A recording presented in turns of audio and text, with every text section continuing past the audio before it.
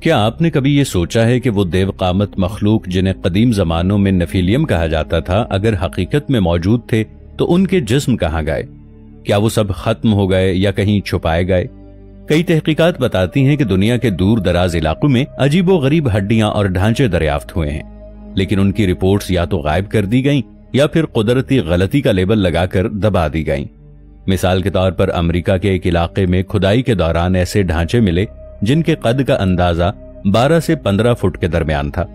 مقامی اخبارات نے خبر چھاپی مگر کچھ ہی دنوں بعد وہ خبر اخباروں سے غائب کر دی گئی۔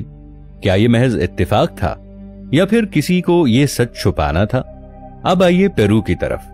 وہاں ایک ایسی لاش ملی جس کا سر لمبوترا اور آنکھوں کے ساکٹ انسانوں سے کئی گنا بڑے تھے۔ کچھ سائنسدانوں نے کہا کہ یہ کسی قدیم قبیلے کی رسومات کا نتیجہ ہے، لیکن ڈی این اے ٹیسٹ نے سب کو چونکا دیا۔ وہ نمونے بھی کسی معروف انسانی نسل سے میل نہیں کھاتے تھے۔ سوال یہ ہے، اگر یہ انسان نہیں تھے تو پھر یہ آخر کون تھے؟ یہاں ایک اور حیران کن حقیقت سامنے آتی ہے۔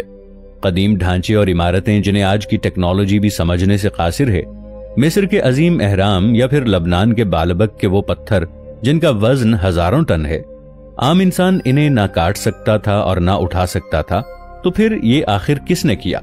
کیا یہ وہی دیو قامت مخلوق تھی جنہیں ہم نیفیلیم کہتے ہیں؟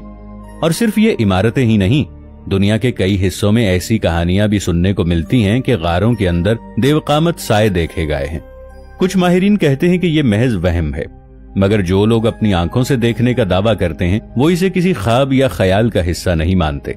ان کے مطابق یہ مخلوق آج بھی زندہ ہے، مگر خود کو انسانوں سے چھپا کر رکھتی ہے۔ اب ایک اور چونکا دینے والی بات پر غور کریں۔ جدید سائنس نے حال ہی میں ایسے ڈی این اے کے ٹکڑے دریافت کیے ہیں جو نہ مکمل انسان سے تعلق رکھتے ہیں اور نہ کسی جانور سے۔ یہ نامعلوم جینیاتی مواد کہلاتے ہیں۔ کچھ ماہرین صاف کہتے ہیں یہ وہی خون کی باقیات ہیں جو انسان اور غیر انسانی مخلوق کے ملاپ سے پیدا ہوئے تھے۔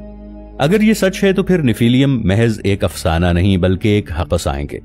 کیا وہ پرانے دور کے دیو قامت جسموں کے ساتھ آئیں گے یا پھر جدید ٹیکنالوجی اور جینیاتی انجینئرنگ کے ذریعے ایک نئی شکل اختیار کریں گے؟ کچھ ماہرین کا کہنا ہے کہ وہ پہلے ہی واپس آ چکے ہیں، مگر انسان کے روپ میں، دنیا کے طاقتور ترین خاندانوں کے طور پر۔ تو پھر اگر یہ سب حقیقت ہے تو آنے والے وقت میں ہمیں کس چیز کے لیے تیار رہنا ہوگا؟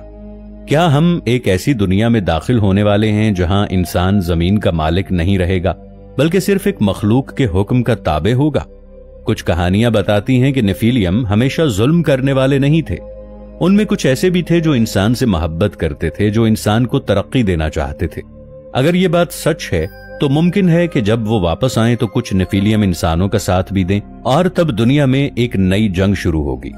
نیفیلیم کے وہ گروہ جو انسانوں پر راج کرنا چاہتے ہیں، بمقابلہ وہ گروہ جو انسانوں کے ساتھ رہنا چاہتے ہیں۔ اب ذرا ایک منظر سوچیں۔ بڑے شہروں میں جیسے new York, Lahore, London, Moscow, آسمان پر دیو قامت مخلوقات کا سایہ پڑ رہا ہے۔ لوگ خوف کے مارے گھروں سے باہر نہیں نکل رہے۔ حکومتیں ہنگامی حالات کا اعلان کر رہی ہیں۔ فوجی ٹینک اور جہاز تیار کھڑے ہیں، مگر کسی کو یقین نہیں کہ یہ سب کارآمد ہوں گے۔ اور ایسے میں نیفیلیم اپنے نمائندے بھیجتے ہیں جو اعلان کرتے ہیں یہ زمین اب ہماری ہے، تم سب ہمارے ماتحت ہو۔ کیا آپ سوچ سکتے ہیں کہ اس وقت لوگوں کے دلوں پر کیا گزرے گی؟ ایک طرف موت کا خوف، دوسری طرف یہ یقین کہ سب کچھ ختم ہو چکا ہے۔ اور شاید یہی وہ لمحہ ہوگا جب انسان اپنی اصل پہچان کی تلاش کرے گا۔ کچھ لوگ کہیں گے کہ یہ قیامت کی نشانی ہے، کچھ کہیں گے کہ یہ انسان کا انجام ہے، اور کچھ ایسے بھی ہوں گے جو کہیں گے کہ یہ تو صرف آغاز ہے۔ اگر نیفیلیم واقعی واپس آ گئے تو کیا ہوگا؟ سب سے پہلے وہ کسی بڑے فلکیاتی یا زمینی واقعے کے ساتھ ظاہر ہوں گے۔ یہ کوئی آسمانی روشنی، بڑے جہاز، یا اچانک کسی علاقے میں ان کا وجود ہو سکتا ہے۔ اس لمحے میں سب سے پہلے خوف اور تجسس پیدا ہوگا۔ میڈیا، سوشل میڈیا اور حکومتیں ہل جائیں گی۔ جیسے ہی وہ سامنے آئیں گے وہ یہ دعویٰ کریں گے کہ یہ زمین ان کی ہے اور انسان ان کے ماتحت ہیں۔ یہ بات سیدھے الفاظ میں یا علامتی انداز میں ہو سکتی ہے۔ ان کی زبان ہر انسان اپنی اپنی زبان میں سمجھے گا تاکہ کنفیوژن نہ ہو۔ دنیا کی بڑی طاقتیں، امریکہ، چین، روس وغیرہ، فوجی طاقت آزمانے کی کوشش کریں گے۔ میزائل، ایٹمی ہتھیار یا جدید ٹیکنالوجی ان پر استعمال کی جائے گی، لیکن امکان ہے کہ یہ سب ناکام ہو جائے گا کیونکہ ان کے پاس ایسی ٹیکنالوجی یا طاقت ہوگی जो इंसानी हथियारों को बेअसर कर देगी। जैसे ही वो जाहिर होंगे, दुनिया के मजाहिब में बड़ी बहस छिड़ जाएगी। कुछ उन्हें फरिश्ते या नजात दहिंदा मानेंगे, कुछ उन्हें शैतान की औलाद कहेंगे। ये सूरत हाल अरबों लोगों के ईमान को हिला देगी। बहुत से लोग कंफ्यूजन का शिकार होंगे। साइंसी दुनिया के लिए ये एक झटका होगा।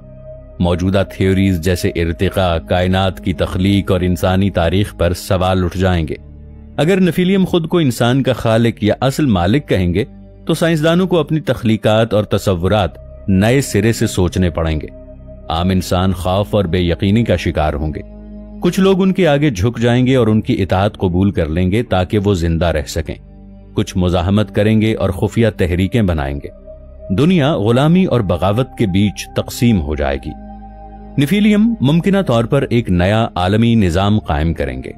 पुरानी हुकूमतें खत्म हो जाएंगी या उनके मातहत चलेंगी। इंसानों से मेहनत ली जाएगी और वो अपने चुने हुए अफराद को खास इल्म और ताकत देंगे ताकि बाकियों पर वो हुकूमत कर सकें। जैसे ही गुलामी बढ़ेगी, कुछ लोग बगावत करेंगे। ये बगावत पहले छोटी होगी, फिर बड़े पैमाने पर हो सकती है। लेकिन नेफिलियम के खिलाफ लड़ाई आसान नहीं होगी, क्योंकि उनके पास ताकत भी है और इल्म भी।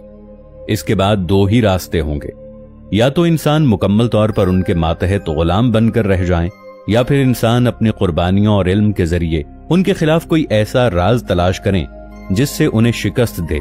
लेकिन एक और इम्कान भी है, हो सकता है वो सब पहले ही हमारे दरमियान मौजूद हों और हम सिर्फ उनके जाहिर होने का इंतजार कर रहे हों। कुछ चेहरे जो हमारे इर्द गिर्द घूमते हैं, शायद वो इंसान ना हो बल्कि उन्हीं की औलाद हों। हो सकता है कि बड़े बड़े फैसले, जंगें और तरक्की दरअसल उन्हीं की मर्जी से हो रही हो, और हो सकता है ये वही दज्जाल हों जिनका हमें इंतजार है। अगर ऐसा है तो हम कब तक अंधे रहेंगे? कब तक ये सब एक राज की तरह छुपा रहेगा? इंसान ने हमेशा आजादी के लिए कुर्बानियां दी हैं, लेकिन क्या हम इस बार भी इतने मजबूत होंगे, या फिर ये कहानी हमेशा के लिए खत्म हो जाएगी और इंसान अपनी पहचान खो बैठेगा? ये फैसला वक्त करेगा, और वक्त हमेशा किसी का गुलाम नहीं रहा। शायद आने वाला कल ही सब कुछ जाहिर कर दे, और तब सच हम सबके सामने खड़ा होगा, चाहे हम इसके लिए तैयार हों या ना हों। आखिरकार सवाल सिर्फ एक रह जाएगा, क्या इंसान अपनी किस्मत का मालिक है या हमेशा से किसी और के खेल का मोहरा है? अगर वॉचर्स वाकई लौट आए तो हमारी आजादी सिर्फ एक ख्वाब रह जाएगी, या शायद यही लम्हा हमारी असल आजमाइश हो। फैसला इंसानियत को खुद करना होगा, झुकना है या लड़ना है। अगर आप इस वीडियो का पार्ट 4 देखना चाहते हैं तो जल्दी से कमेंट सेक्शन में पार्ट 4 लिख दीजिए।